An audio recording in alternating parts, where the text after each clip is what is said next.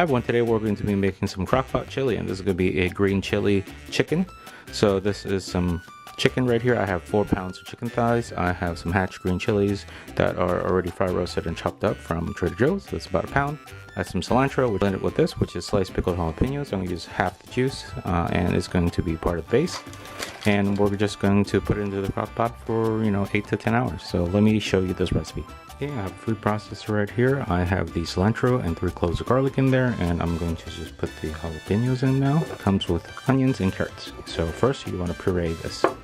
So all pureed now. Now this goes into the crock pot.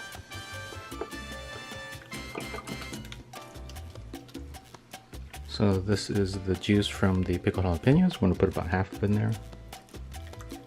A little bit of garlic salt in. And then the hatch green chilies.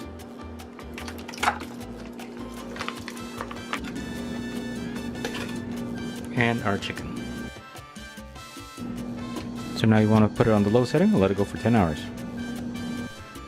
Okay, it has been 10 hours and the chicken is all nice and tender now. We're just gonna take the bones out. You can take the skin off as well.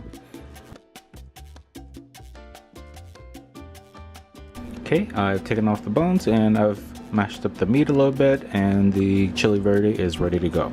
So let me plate this up.